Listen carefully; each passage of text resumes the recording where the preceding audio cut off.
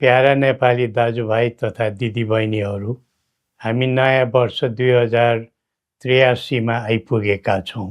नव वर्ष आरम्भको यो परिवर्तनको पुनित अवसरमा देशभित्र र संसारका विभिन्न भूभागमा रहे बसेका सबै नेपालीहरूलाई सुख र शान्तिको मङ्गलमय शुभकामना।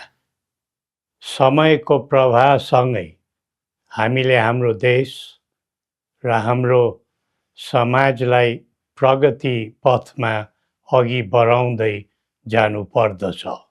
विगतका कमी कमजोरी र त्रुटिलाई सच्याउँदै र बाधा व्यवधानलाई पन्छाउँदै हामी हाम्रो उच्चतम गन्तव्यतर्फ लम्किनु पर्दछ। तब नै नयाँ वर्षको नवगत समयको अर्थ रहन्छ। बितेका कतिपय वर्ष वाञ्छित विकासका दृष्टिले नेपाल झन तल झर्दै गयो भन्ने नेपालीहरूको आम मनोभावना रह्यो। राजनीति, राज्य पद्धति र शासन प्रशासनको प्रणालीमा त हामीले निकै हेरफेर हेर्यौँ, तर त्यो कोरा परिवर्तन मात्र भयो। दलदलको खलबलमा त हामी धेरै दगुर्यौँ, तर राष्ट्रको श्रीवृद्धिमा हामी निकै पछाडि पर्यौँ। सधैँ प्रयोग, सधैँ अभ्यास र सधैँ विकल्पको खोजीमा मात्र हामी लाग्यौँ। फलस्वरूप हाम्रो देश प्रयोगशाला मात्रै रह्यो। स्थिरता, निरन्तरता र दृढता कता कता हराएर गयो।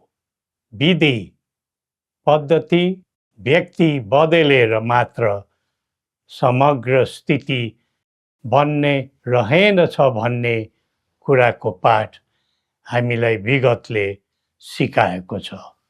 राजनीति र राज्य सञ्चालनको गतिविधिमा युवा पिँढीको संलग्नता बढ्दै जानु उत्साहको विषय हो।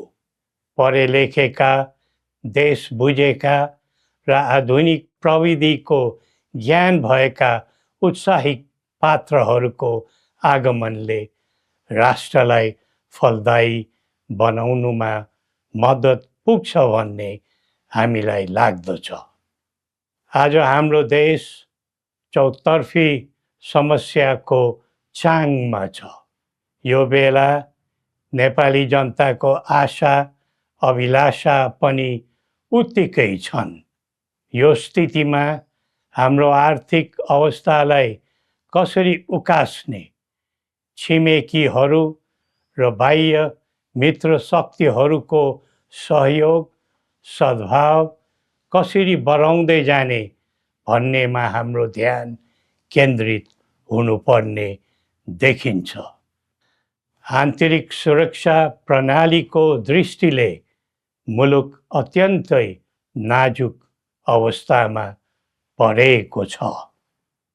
नयाँ वर्षमा जीवधनको सुरक्षा, अत्यावश्यक वस्तु र स्रोत साधनको संरक्षण एवं जीवन जिउने मानवीय सुरक्षाको हक अधिकारको प्रत्याभूति दिनु सुरक्षाका अङ्ग, हाम्रा सेवा सुविधाका क्षेत्र, प्रकृति र मौसमी कारणमा हुने पीडा प्रकोप विषयमा हाम्रो आन्तरिक सुरक्षालाई चुस्त दुरुस्त बनाउनु आवश्यक देखिन्छ।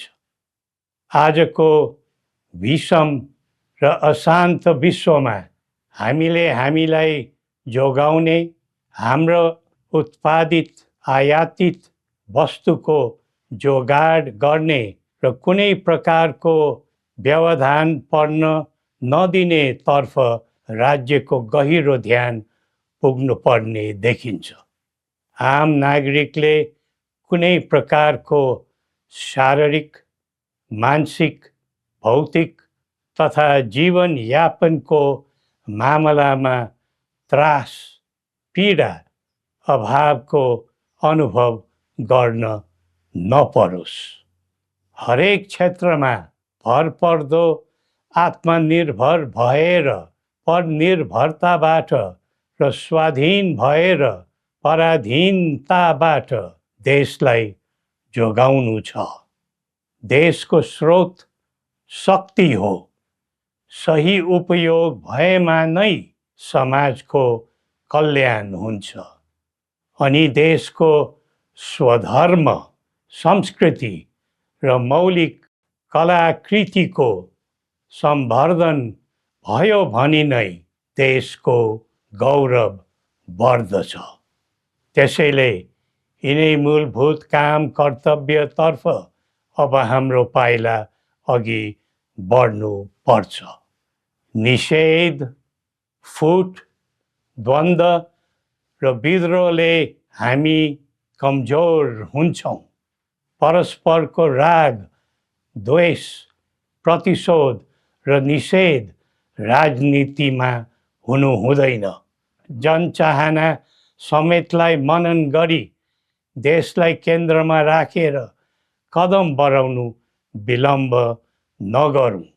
संवाद, सहमति र सहकार्यका माध्यमबाट सबै पक्षको मागलाई सम्बोधन हुने गरी संवैधानिक समाधान खोज्न दृढ सङ्कल्पित बनौँ। नेपाल शान्तिको भूमि बनोस्, उन्नतिको मुलुक बनोस् अनि आफ्नै मौलिक, सनातन र पहिचानबाट परिचालित एवं प्रतिष्ठित बनोस्। सबै नेपालीले न्याय, शान्ति र सुख पाउन्, यही हाम्रो सदिच्छा हो। श्री पशुपतिनाथले हामी सबैको कल्याण गरून्। जय नेपाल।